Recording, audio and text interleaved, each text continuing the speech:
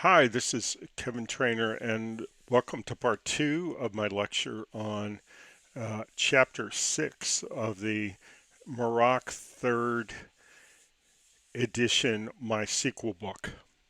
And as I mentioned at the beginning of part one, this is a chapter that's taken on new content in this new third edition of the book, and the features are reasonably new to MySQL, it being added in version 8, which we've only been using in my class for, oh, I think maybe not quite a year. So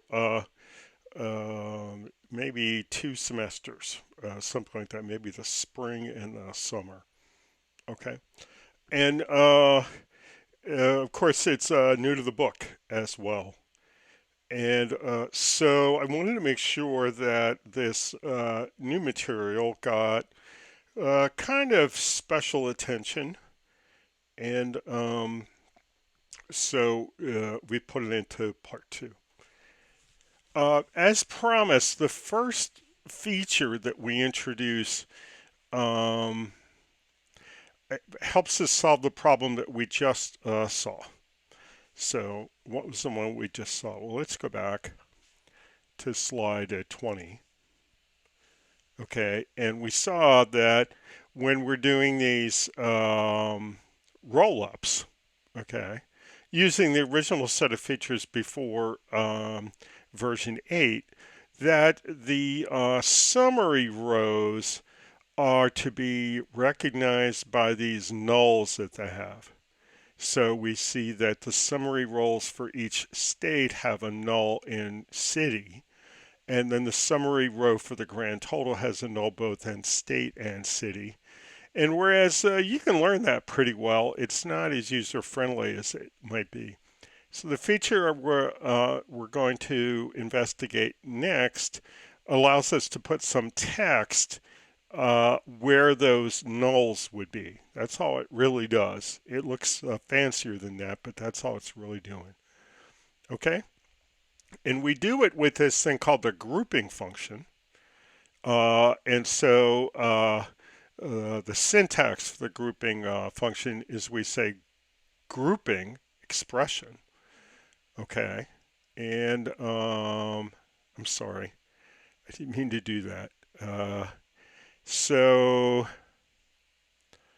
the first thing that we're seeing is with this query that we have here, it doesn't use the grouping function. Okay, so this has the same problems that the last one had.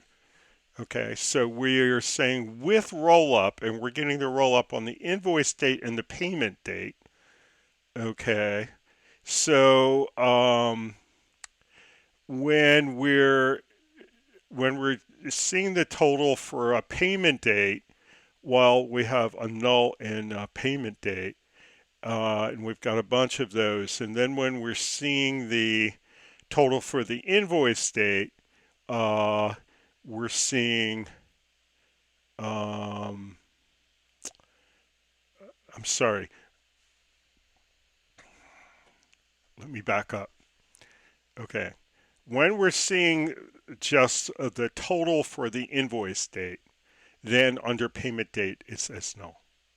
When we're seeing the grand total, which has all the invoice dates, then we not only have a null in payment date, we have a null in invoice date as well, which means all the invoice dates. All the invoice dates, all the payment dates, and that's the total. Okay, and it's just as hard to read as the last one. All right, now we're going to cure this one with the grouping expression. Okay, so the feature that gets used is the if. Okay, and it turns out that the if has been around for a while. Okay, and we're going to cover the if. We just haven't covered the if yet, but you essentially have a if, and then you have a condition, and then you have a value. Um, and then you have an alternate value. So in programming languages, we often call this the ternary if. Ternary meaning three parts. Unary one part, binary two parts, ternary three parts. So what are the three parts of the if? Well, there's the test, there's the value if true, and then there's a value if false. So what we're saying is if, and then we have this grouping expression is true, which is to say, if this is a total line, then instead of putting a null, put grand totals. Otherwise, put invoice date. So we say grouping invoice date. So in the total line for the invoice, for all the invoice dates, it's going to say grand totals rather than null. Oh, that sounds better. And then we come down here. The next one is an if, and it says if grouping payment date. Okay, so if we're showing a total for a group of payment dates, and this equal one is sort of a shorthand for saying if that's true, okay, if we are on the total line, then use the string invoice date totals. Otherwise, use the payment date. So now when we do that, I'm sorry. I keep trying to use my mouse to scroll, and I don't have the control that I would like to have. So it shouldn't be funny to me because it's not funny to you, but I'm laughing at my vulnerability here. Okay. Okay, so we've got these two. Instead of having the nulls, we're going to have these in the invoice date column. We're going to have grand totals. In the payment date, it's going to say invoice date totals. So as you can see, now what's interesting is the first payment date here is null, which is to say it hasn't been paid. Okay, so one of the problems with nulls is that null is a real value. Okay, and one of the really nice things about the addition of this feature is that reports that result sets, which if you print them out and hand them to somebody, are reports. They were fine using the nulls as to indicate that this was a total line. If the thing that we're totaling doesn't have a legal value that's null. Now it turns out that payment date in the AP database is allowed to be null, and the meaning that they've designed for the null value in that column is hasn't been paid yet. Again, these are invoices that we are paying to our suppliers.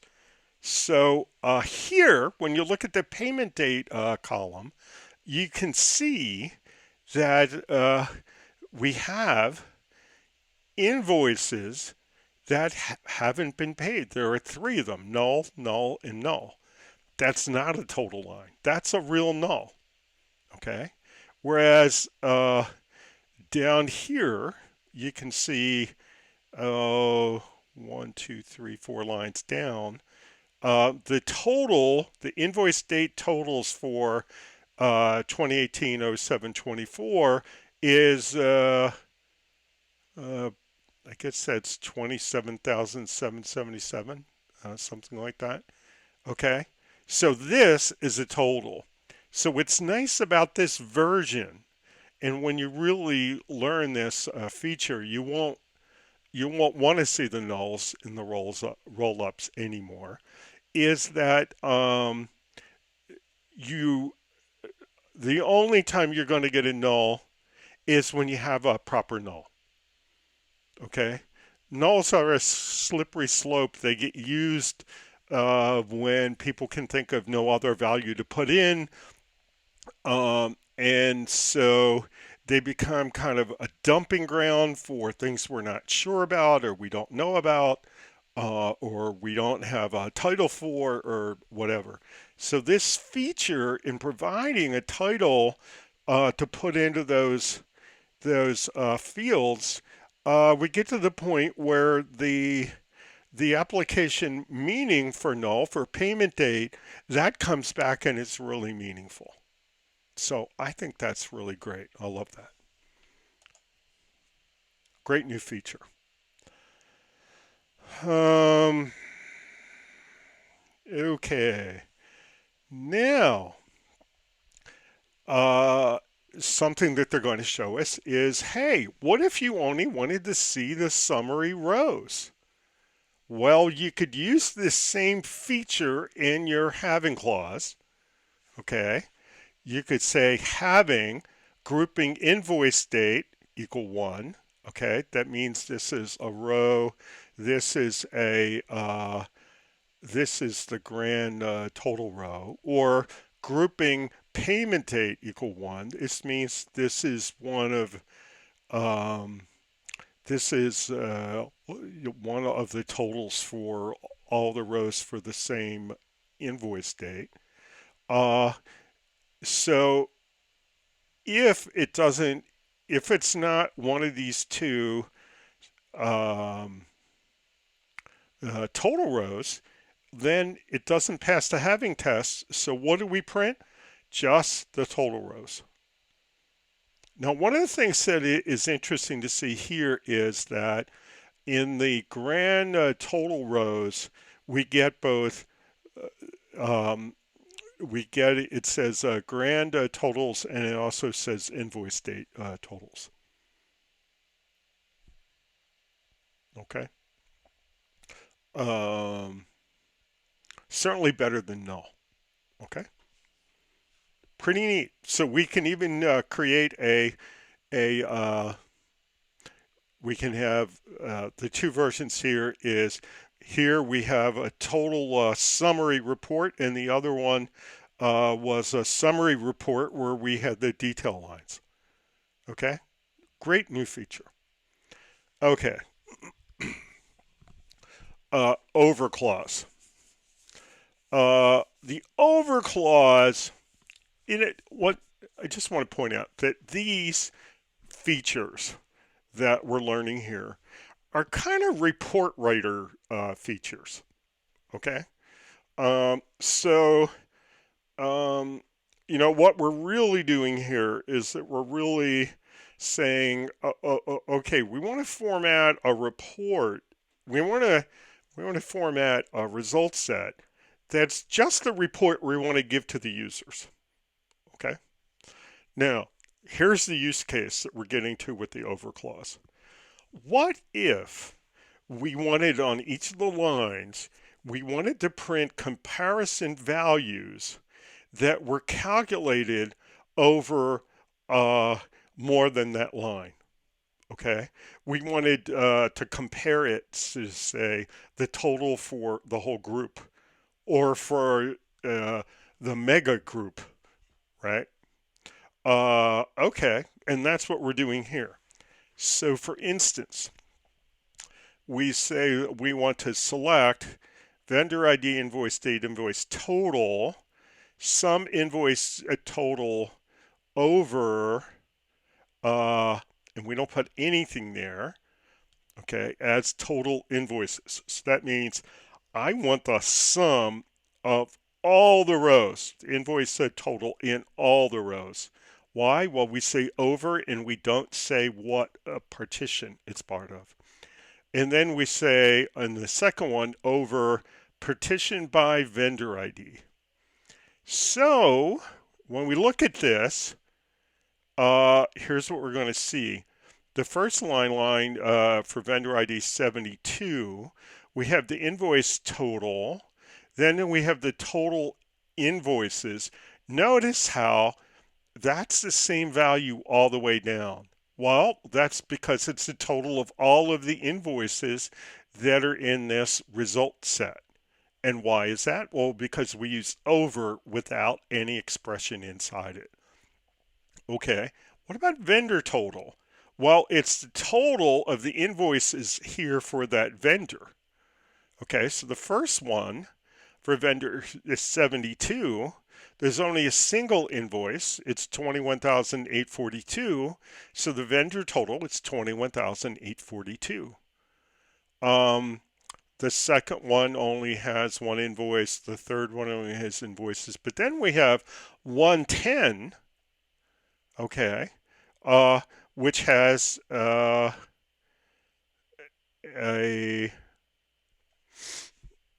um, has a bigger value. I'm sorry, 110 has a lot of rows. Okay.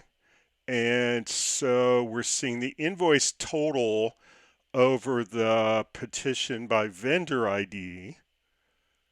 And where the invoice total is greater than 5,000. Okay.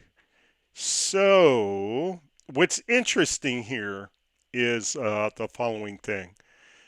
If we didn't have the invoice total greater than 5,000, okay, this vendor total would be the same for all of these, okay?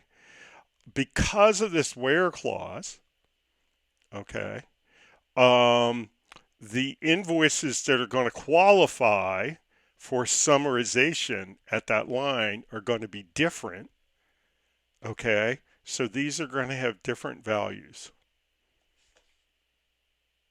All right. So you might ask yourself, well, why would you want that? And I have to say, well, I'm not really tuned into the business thinking of what exactly we're doing here. It generally thinking though, um, um,